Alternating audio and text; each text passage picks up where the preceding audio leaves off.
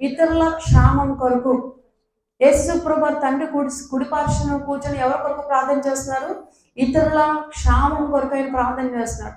ఈ రోజు దినాన్ని నువ్వు మోకరించి నీ సంఘంలో ఉన్న సభ్యుల గురించి మనస్ఫూర్తిగా నేను ప్రార్థన చేస్తున్నాను, పేరు పేరు నన్ను వాళ్ళు మీ హస్తాలు చూపించి దేవుని మహిమపరచండి. ఒక్కొక్క పేరు పెట్టి ప్రార్థన చేస్తున్నాను అనుకున్నారు. ఎంత విచారించవలసిన విషయం అది. హల్లెలూయా కదా. ఒక్కొక్క పేరు పెట్టి ప్రార్థన చేయడం అనేది చాలా విలువైనది. ఎప్పుడు చూసినా మీ గురించి మీరే రొటీన్ ప్రేయర్. నా సంఘాన్ని దీవించి, నన్ను దీవించి, నా బిడ్డలు దీవించి, నా ఇంటిని దీవించి, రొటీన్ ప్రేయర్. చేసే ప్రేయర్లో పెయిన్ ఉందా, భారం ఉందా, బాధ్యత ఉందా, ఆచారపూర్వకంగా చేస్తున్నామా అని మనం ఆలోచించుకుంటే పెయిన్తో కూడిన ప్రేయర్ మనం చేయదుముగాక కదా.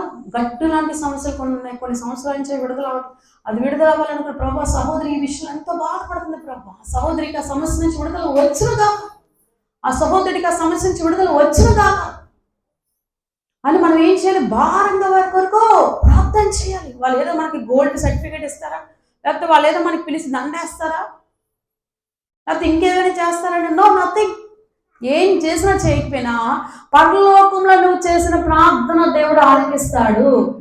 ఎప్పుడైతే మీ కొరకు మీరు అలాగా ప్రార్థన చేయడం కాకుండా ఇతరుల కొరకు చేస్తారు, మీకు కష్టం వచ్చినప్పుడు వాళ్ళు మీ కొరకు ప్రార్థన చేసినట్టుగా పరిశుద్ధాత్ముడు వాళ్ళు ప్రేరేపిస్తారు. ఎందుకంటే కొన్నిసార్లు మనం బలహీనం అయిపోతాం, మనకు శక్తి ఉండదు, ఒంట్లో బలం ఉండదు. మన క్షేమం కోరి మన కొరకు వాళ్ళు ఏం చేస్తారంట? ప్రార్థన చేస్తారు. అంత కాకపోయినా యేసు ప్రభువు తండ్రి కుడిపార్శ్వన కూర్చొని ప్రార్థన చేస్తారు. ఒక సహోదరుడు అలాగే అంట, రోజు కూడా ఏం చేసేవాడు అంటే యేసు ప్రభు వారికి లంచ్ చేసుకున్న టైంలో తను డ్యూటీ చేసుకునేవాడు, బొగ్గు గనిలో పని చేసేవాడు. పని చేస్తే ఆయన కరెక్ట్గా మధ్యాహ్నం 1 గంట ఆ సమయంలో లంచ్కి వెళ్ళేటప్పుడు తన కాళ్ళు చేతులు కడుక్కున్న లంచ్ బాక్స్ అక్కడ పెట్టుకొని ముందు అక్కడ అతని ఒక సన్నిధిలాగా ఉంటే అక్కడికి వెళ్ళి 2 నిమిషాలు, పావు గంట సేపు, 10 నిమిషాలు 2 చేతులు పైకెత్తి దేవా నేను జాన్ వచ్చానని చెప్పి ప్రార్థన చేసుకొని అప్పుడు తన బాక్స్ ఓపెన్ చేసుకుని తినేవాడంట.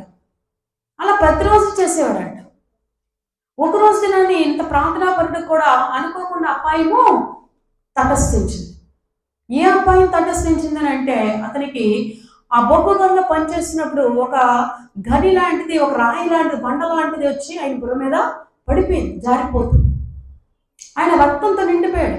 ఆ వ్యక్తిని అందరూ కూడా గబగబ దగ్గర చేర్చబడి హాస్పిటల్ తీసుకెళ్లారు. కట్టెలతోటి హాస్పిటల్లో పడుకొని ఉన్నాడు. ఈ సిచ్యువేషన్ అంతా జరిగి మన హాస్పిటల్లో ఒక్కడగా ఉండేటప్పుడు ఆ టైంలో లంచ్కి వెళ్ళినప్పుడు అతను ఒంటరిగా విడిచిపెట్టి అందరూ వెళ్తే ఆ ఒంటరిగా విడిచిపెట్టినప్పుడు ఆయన కరెక్ట్గా 1 గంట అయిందంట. 1 గంటకి ఎక్కడ ఉంటాడు ఇతను? రోజు ఆ యొక్క సన్నిధి దగ్గర ఉండి ప్రార్థన చేస్తూ ఉంటాడు. అలాంటిది అయ్యే టైంకి కరెక్ట్గా 1 గంట 10 నిమిషాల గంట పెద్ద గాలి లాంటిది హాస్పిటల్లోకి ఆ రూమ్లోకి వచ్చి ఆ కిటికీలు తెరవబడిపోయంట. జాన్ అని చెప్పి దేవుడి యొక్క కేక ఆయనకు వినిపించిందంట. జాన్ అని చెప్పి దేవుడి యొక్క కేక అతను వినిపిస్తూ ఉంటే ఆ కేక విన్న అతను కళ్ళు వినిపించబడిపోతున్నట. ఆయన స్వరూపాన్ని అలాగా చూసాడంట. చూడబోతలకి వెంటనే అతను అలా కనిపించి ఆ పేరు పెట్టి పెంచి కనిపించి తర్వాత ఆయన కనిపించిపోయేసరికి ఆయన కళ్ళంట నీళ్ళు ధారలై వచ్చాయంట. అప్పుడు ఆయన గుర్తొచ్చిందంట, ఓ ఈ సమయంలో నేను ప్రార్థన చేస్తాను కదా, నేను ప్రార్థన చేయలేదు ఈరోజు, నా దేవుడు నా పక్షంగా వచ్చి మొరపెట్టాడు. గట్టిగా చెప్పలు కూడా దేవుడు నా పక్షంగా. అందుకే చెప్తాను, ఒక సమయం పెట్టుకొని మీరు ప్రార్థన అనేది చేయండి. మీ ప్రార్థనలో దేవుడు ఆలకిస్తాడు, మీ ప్రార్థనలకి దేవుడు జవాబిస్తాడు.